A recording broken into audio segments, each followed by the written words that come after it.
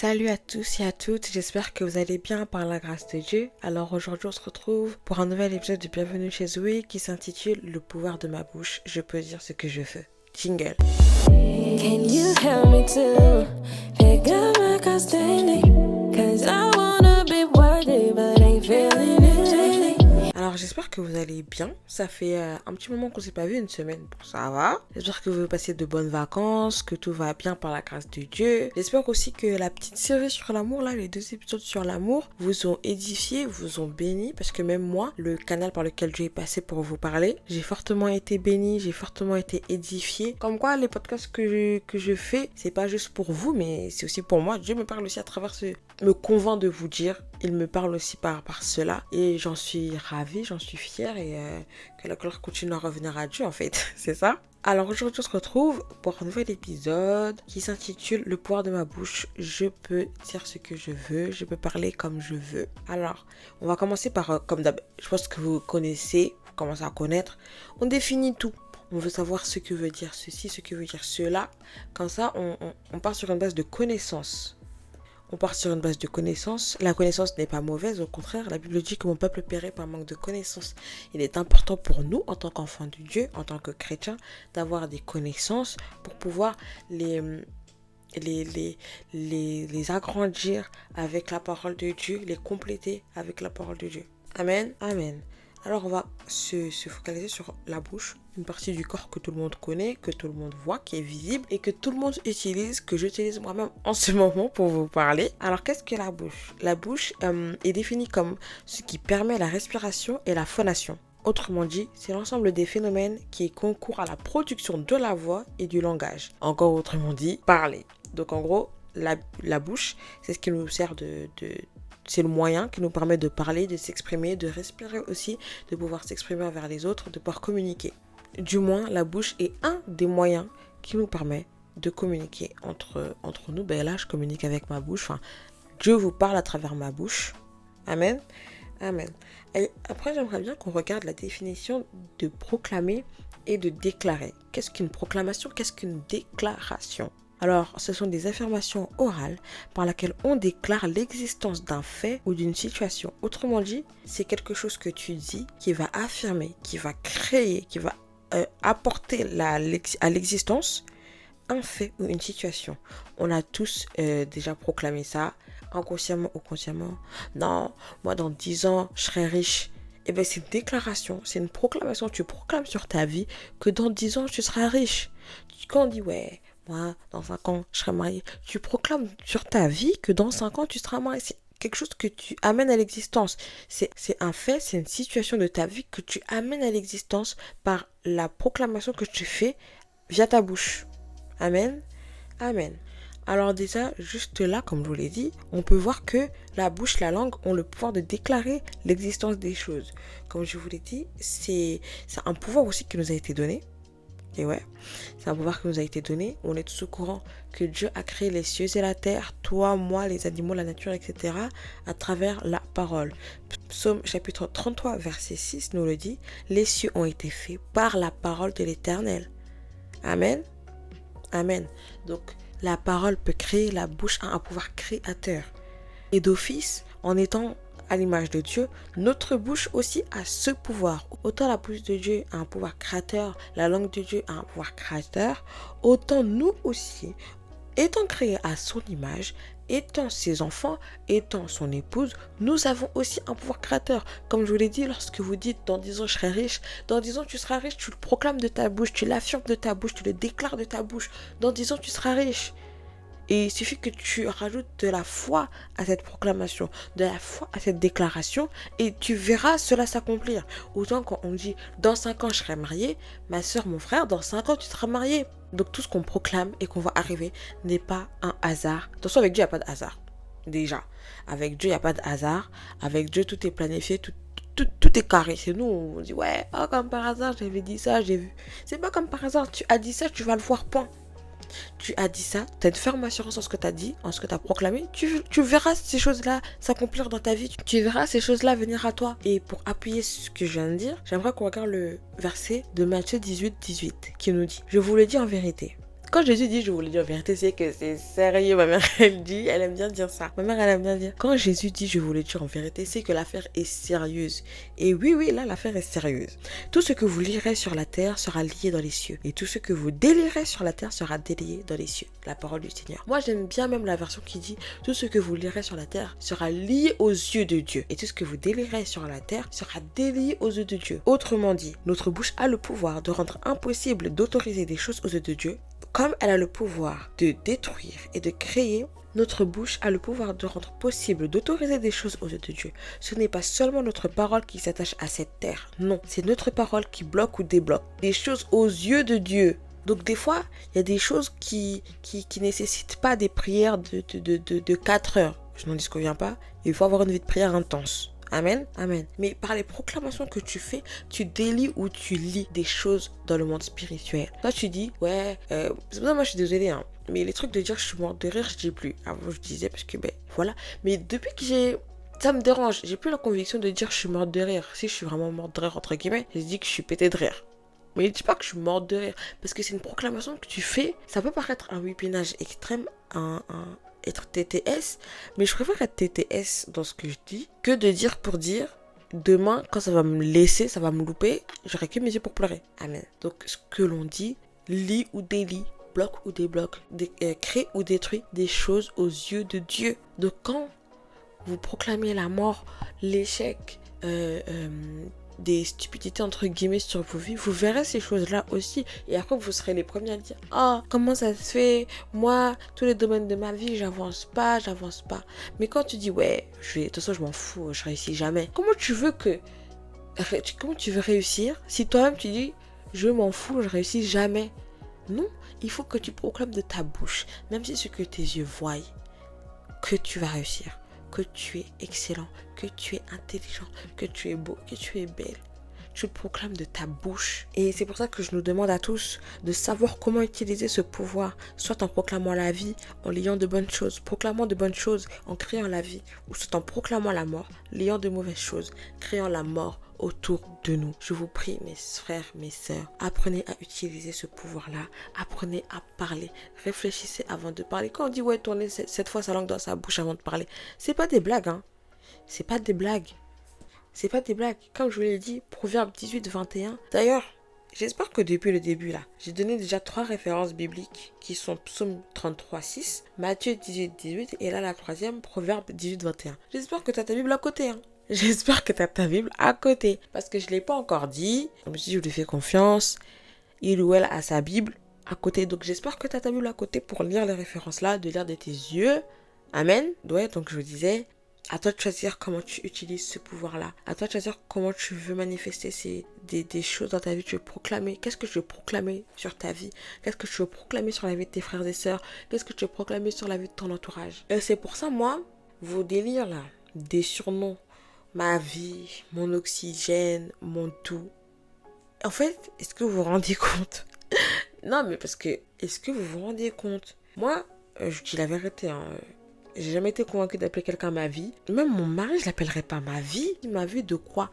Ma vie de quoi? Mon oxygène de quoi? Moi-même, mon oxygène, c'est pas moi qui contrôle, c'est Dieu qui, par sa bonté, renouvelle le souffle de vie en moi. Et c'est un humain qui lui-même dépend comme moi de la volonté de Dieu. Je vais appeler ma vie mon oxygène, mais je suis désolée, mais pour moi, c'est lunaire. Je comprends, t'aimes quelqu'un à fond les patates, ton cœur il est rempli d'amour, c'est ce qu'on veut. L'amour, l'amour, l'amour. De là à appeler la personne ma vie, tu peux pas l'appeler ma chérie, mon beau, ma belle. Toi, c'est ma vie, mon oxygène, mon tout. Non, surtout ceux qui font ça en sérieux, là. Ceux qui font ça en sérieux. Est-ce que vous vous rendez compte qu'inconsciemment, vous faites des liens? Après, vous ne pouvez pas s'étonner quand les personnes quittent vos vies, vous n'arrivez pas à les oublier, vous n'arrivez pas à vivre sans elles, parce que vous avez proclamé de votre bouche que cette personne-là était votre vie. Vous avez proclamé de votre bouche que cette personne-là était votre oxygène, cette personne-là était votre vie. Oh, sans toi, j'arrive pas à vivre, sans toi, je peux pas vivre, sans toi, je meurs. Mon frère, ma soeur, tu dépends même pas de toi-même, de ta volonté pour avoir le souffle de vie. La Bible nous dit que notre lendemain ne nous appartient même pas. Ça veut dire demain, si Dieu dit ta mission est finie, fin de ton histoire, poteau. C'est la fin de ton histoire. Il n'y aura pas de ma vie qui va venir ici pour te repomper les poumons, là, te remettre de l'oxygène. Si Dieu dit que fin. Maintenant, Toi, t'appelles quelqu'un d'autre ma vie, t'appelles quelqu'un d'autre mon oxygène, t'appelles, quelqu'un d'autre mon tout. Oh, je peux pas vivre sans toi, sans moi dans ta vie, tu vas jamais réussir. Oui, des trucs comme ça. Il faut tellement faire attention à ce qu'on proclame. Il faut tellement, mais tellement faire attention à ce qu'on proclame. Je vous ai dit, les proclamations et la déclaration sont des affirmations par lesquelles on déclare l'existence d'un fait ou d'une situation. Il faut tellement faire attention à ce que vous proclamez. Et quand on proclame de mauvaises choses dans vos vies, mais contredisez tout de suite, sans défaut au nom de Jésus, sans défaut au nom de Jésus. Sans défaut au nom de Jésus. Demain, c'est fini avec la personne, vous n'êtes plus amis, vous n'êtes plus conjoint, etc. Vous n'arrivez pas à l'oublier. Depuis elle vous a quitté, vous n'arrivez pas à manger. Mais est-ce que vous vous souvenez que vous avez dit, ouais, le jour où tu me quittes, je meurs. Le jour où tu me quittes, je ne peux plus vivre. Sans toi, je suis rien. Mais c'est ça qui vous colle à la peau. C'est ça qui vous colle à la peau. La Bible ne nous interdit pas d'aimer. La Bible ne nous interdit pas d'aimer à fond, d'aimer à 100%. Mais la Bible nous dit de faire attention à ce que l'on proclame, de faire attention à ce que l'on dit, de veiller à ce qui sort de notre bouche, de faire attention à ce que nous proclamons, faire attention à ce que nous déclarons. Donc faites attention, faisons attention. C'est pas parce qu'un tel t'a fait du mal que tu dois lui dire, toi tu vas voir, sans moi tu vas voir, ta vie elle est foutue, tu vas jamais réussir. Est-ce que vous savez ce que vous collez à la vie de cette personne-là? Ok, cette personne-là vous a fait du mal. Ok, cette personne-là vous a blessé. Ok, cette personne-là vous a déçu. Mais ne proclamez pas de mauvaises choses sur sa vie. C'est ça que je vous disais avec l'amour. Tu dois toujours aimer cette personne-là, même si ça t'a fait du mal. Comment? Vaut mieux des fois pas parler que trop parler. Moi, je sais quand une personne m'a saoulée, je préfère vraiment la fermer. Hein. Je ferme ma bouche que de parler. Parce que moi, je me connais. Je sais que quelqu'un qui m'a saoulée, si je l'ouvre, je vais aller loin. Et c'est même pas pour me donner un petit genre et tout, mais je connais ma bouche. Quelqu'un qui m'a fait du mal, si je l'ouvre, ça peut aller loin. Je peux dire des trucs que je vais regretter, comme tout être humain d'ailleurs. Et je connais le pouvoir de ma bouche. Vaut mieux des fois, t'es énervé, t'es sous le coup de la colère, t'es sous le coup de l'angoisse, t'es sous le coup du stress. Peu importe l'émotion, tu parles pas. Ou alors, si t'as besoin d'extérioriser, tu vas au pied de Dieu. Tu dis, Seigneur, je me sens comme ça. Seigneur, actuellement, je pense ceci, cela de moi. Seigneur, là, ce que je pense, c'est grave. Aide-moi, j'en peux plus. Ou alors, t'écris. Tu prends une feuille, tu prends un cahier, tu prends tes notes, t'écris. J'en ai marre de ci, j'en ai marre de ça, j'ai l'impression d'être ci, j'ai l'impression d'être cela, j'ai l'impression que je vais jamais réussir, j'ai l'impression que je vais jamais avoir ceci, je vais jamais avoir cela. T'écris. Mais tu ne proclames pas de ta bouche que tu es bête, tu ne proclames pas de ta bouche que tu es moche, tu ne proclames pas de ta bouche que tu es un échec, que tu ne vas jamais réussir. Jamais, au grand jamais. Comme tu ne proclames pas dans la vie d'autres personnes qu'ils sont ta vie, qu'ils sont ton oxygène, que sans eux tu peux rien, sans eux tu meurs. Jamais, non. Jamais. Ne proclame jamais des choses avec ta bouche, à travers ta bouche, des choses que tu vas regretter demain. Tourne vraiment 7 fois ta langue dans ta bouche avant de parler. Là, on parlait des choses positives à proclamer, à déclarer sur sa vie, mais il y a aussi une manière de parler qui va avec.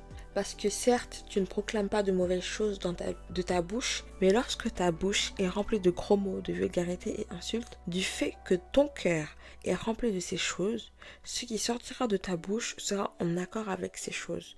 Et ce n'est pas bon. Je sais qu'avant, je parlais mal. Quand je me faisais harceler, je rendais les insultes par les insultes. Et quand j'ai donné ma vie à Dieu, j'ai tout de suite arrêté de mal parler. Parce que ce n'était pas ce qui était ancré en moi. Alors, je vous demande de faire ressortir de vos bouches ce qui est réellement ancré en vous. Souvent, on pense connaître ce qui est ancré en nous, alors que non. Comme on pense pouvoir combler ce vide dans nos cœurs, alors que non. Seul Jésus peut le faire.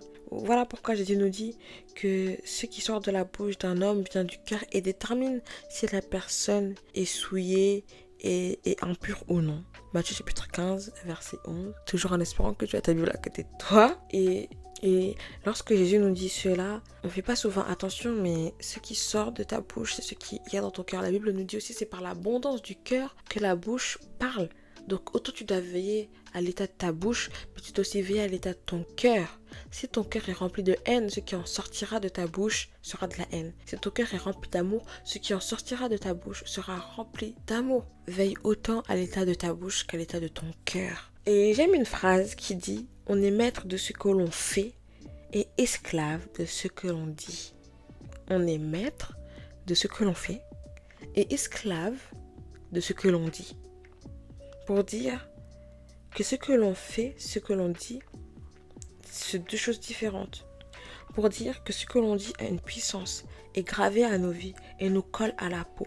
Voilà pourquoi autant tu déclares le bien pour ta vie, autant tu as la puissance de déclarer le mal et la mort de ces péchés, de ces faiblesses qui t'empêchent d'avancer. Mais oui, on est maître de ce que l'on fait et esclave de ce que l'on dit.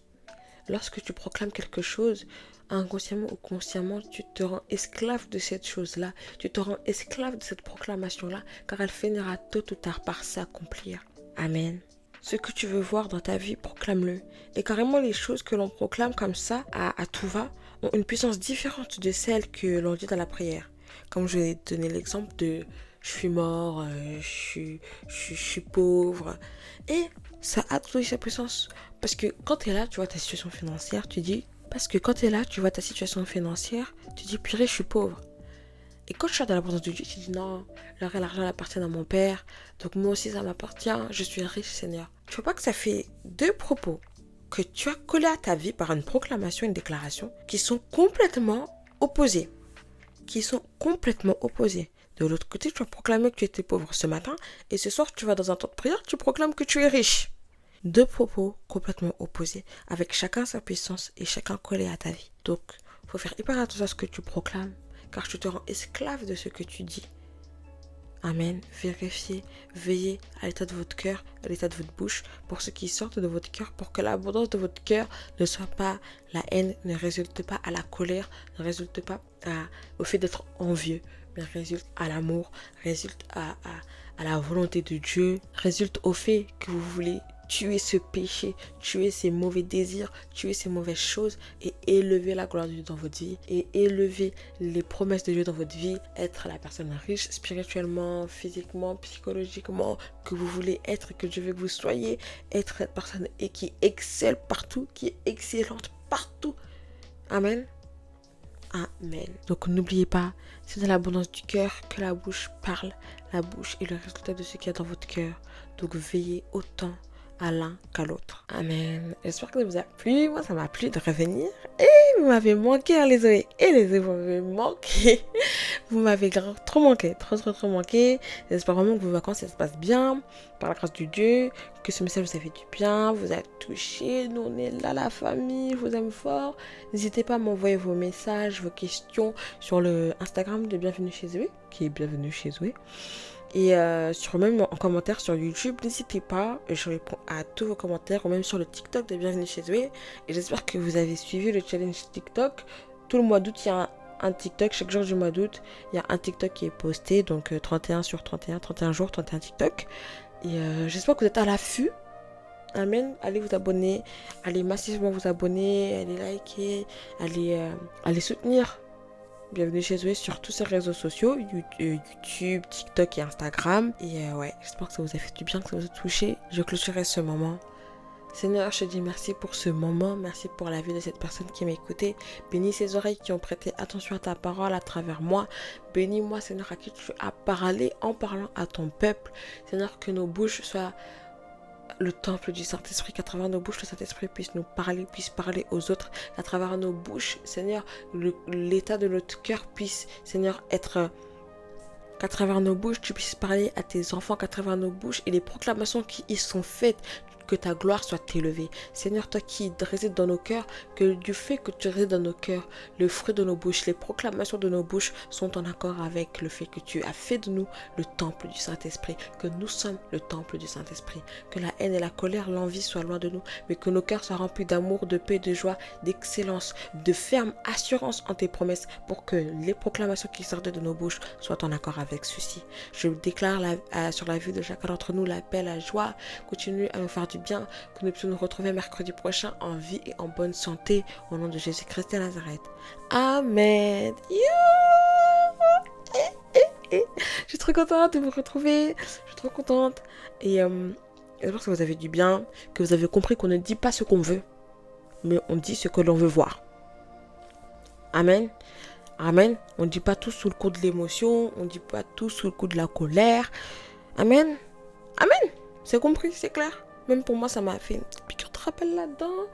Donc, J'espère que vous êtes bénis, parce que moi, je suis bénie. Et je vous fais plein de gros bisous. Je vous aime de l'amour de Dieu. Je vous aime de l'amour de Jésus. Je vous aime de l'amour, de l'amour, de l'amour, de l'amour. On se fait plein de gros bisous. Et on se dit à mercredi prochain. Bye bye. And I learned it how to be faithful to you. 'Cause I never wanna hear you say I never knew you. If I'm being honest, at times I have to try my hardest.